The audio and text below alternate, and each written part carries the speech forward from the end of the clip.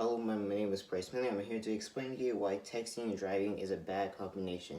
Now, everyone today pretty much uses driving. Driving is used in our everyday life to get the place to place. But But with texting out there and new drivers at the same time, they're gonna start to do unhealthy habits called texting and driving. And I'm here to explain to you why this is bad. All right, everyone knows that everyone uses driving in our everyday life because it helps us to get place to place. But what does this have to do with texting and driving? Well, on the SafeWise website, it says that the average text sent or read can distract the driver's eyes for 5 seconds, which leads to them getting into an accident, which means they have to pay for the damage of the wreckage as well, and that could endanger someone's life. The other reason for texting and driving is bad is because it's against the law, so you shouldn't be doing it in the first place.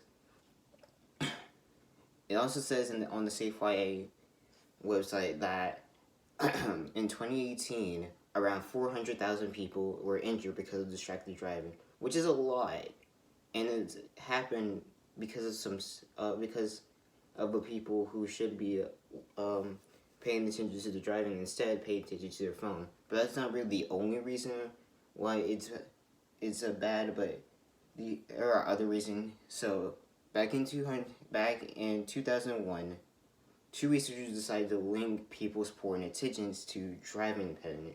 From their experience, they found out that participants who engaged in hands-free took longer to react to a car slowing down ahead of them compared to someone who drove without conversation. Meaning that pretty much if you had your phone on there, you took longer to slow down to some type of accident on the road or something like that, or car stopping. It took you longer, which caused accidents compared to someone who didn't have anything and was focused on the road as well. This pretty much also means that people with on their phones took longer to react than people with on phones. All right, so now that we know why you shouldn't text tonight, but what does that have to do with teenagers? Well, on the Orlando Help website, it talks about how 60% of car accidents that are caused by teenagers are happening when they are distracted while driving, which is really, really bad. And they shouldn't be doing it in the first place because, like I said in the first point, it's against the law. It also talks about that how the experts call this attention blindness, which occurs when you don't see something that's clearly in your line of sight because you're focused on something else. The website also says that the website also says that you have a lot more awareness of the road if you're in a road race than looking on your phone, which is kind of bad, but at the same time good, which is weird to say because usually with road rage, people like honk their horns, but they're more aware of the road besides someone that besides someone that is on their phone trying to get a text from someone.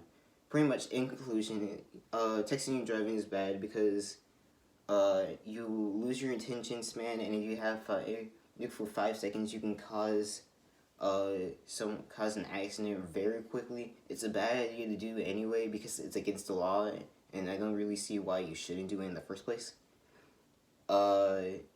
If you want to do better, you probably should just put the phone on silent, so let people know that you're driving right now and you shouldn't, and they're not gonna look, so you won't cause any more accidents. It will do you a whole lot better if you don't look at your phone, because if you do, you're gonna get in a wreckage. It could injure you. You could have died. You might die. You could, if you live, and you're gonna have to pay for the damage for the car. And your parents probably don't want to do that anyway. But thank you for anyway, from taking this if you had to took anything from this lesson, from the speech I gave, just don't text and drive. Don't even think about it. Just focus on driving. Thank you.